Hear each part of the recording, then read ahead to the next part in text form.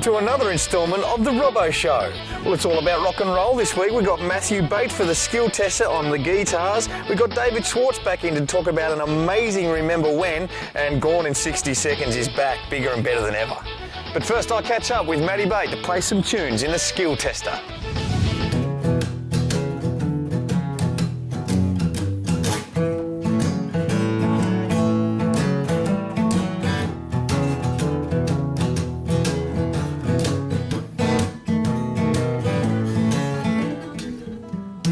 It's always good to play a bit of blues every now and then. I'm doing the blues with my brother Beta. How are you, Beta? Good, mate. Thanks for having me.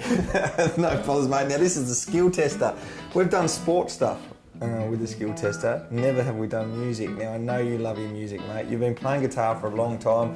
Talk to me about why you play guitar, one, what you do with your guitar, two, your recording, Just open up and let me know. Alrighty, well, I started playing guitar because I had a real passion for music, and I wanted to express that in other ways other than just listening to music. I had my favourite artists and I wanted to be able to play the songs they were playing.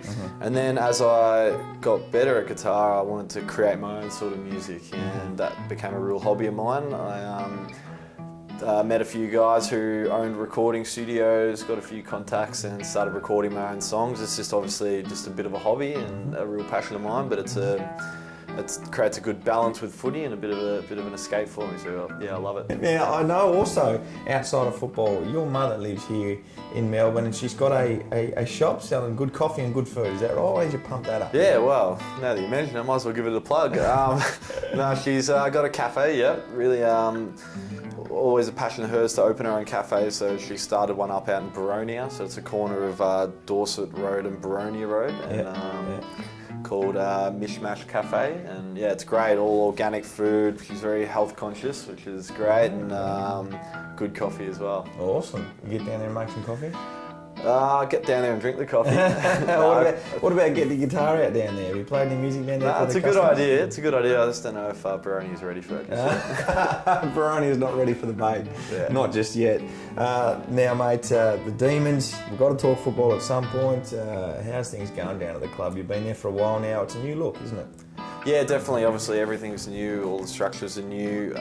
So yeah, we're just trying to get everything right and learn from the weekend's games as much as we can. Obviously the weekend was disappointing, but we learned a lot from that, and we learned that apart from a 10-minute period, we're actually quite competitive, so we've got to make sure those lapses don't occur, so we study the game ferociously, and as players all we can do is learn and go out there and train as hard as we can and come back better next week.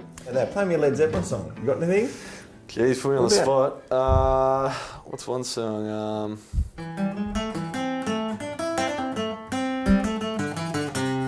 He's doing that. That's acoustic too, and rarely is that ever played acoustically. Well done, Black Dog. What about? Another one? Yeah, I do know it. Keeps on falling all around. This time I was on my way. Why don't you just play me out, mate, with something, maybe a Jack Johnson song? Yeah, sure. Just treat the fans out there in Demon Land with some of your best stuff. All Good right. luck on the weekend, Thank just you, quietly, mate. mate. Thank Hopefully you. we can get over those Bulldogs and do it for Jimmy. It's a big week for Jimmy Steins, isn't it? So, you excited? Very excited, mate. Get out there and take some big clunkers and maybe even a hanger. Yeah. Do that for Robbo? It's like, no one can do it like you do, mate. Go on, hit us up.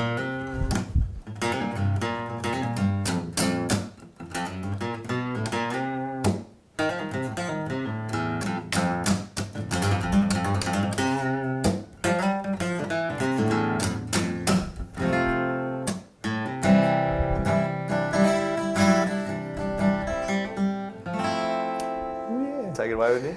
They say Tina's a good girl, never want to be very cold and express ideas and obeys.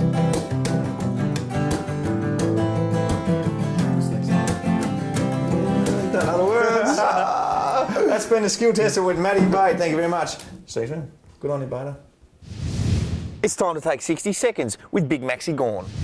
Thanks, Robbo. Welcome back to Gone in 60 Seconds. Due to the outrageous success, we're going to be reading the questions off my new iPad. Here we go. We've got Jeremy Howe. You ready to take Gone in 60 seconds? I am. Here we go. Born in Tasmania, do you have an Australian passport or an international one? I have an international passport. Have you ever heard James Strauss tell a joke? I've heard him attempt them, but they're horrendous. When you first got to the club, you were living with Matthew Bate. Are you sick of try-hard musicians? Yeah, to be honest, Bader is one of the biggest tryhards going around. Can you explain this picture? Now, this picture was horrendous. It was taken by a reporter that came down while I was on the job site, you know, just doing a few electrical things, and yeah, as you can see, it's pretty bad. What's bigger, Luke Tapscott's quads or Jared Rivers' ears? Riv's ears by a mile. Was it hard that you shared a debut with the most anticipated player to play for the club, Max Gorn? It was a great day. It was an honour actually running out with the big fella, so I can't wait to get him back. Thanks, Jeremy Howe. That was Gorn in 60 seconds. No worries. Well, who can forget that famous pie incident in the face with David Schwartz on the Footy Show? I caught up with him not long ago to talk about it on Remember When.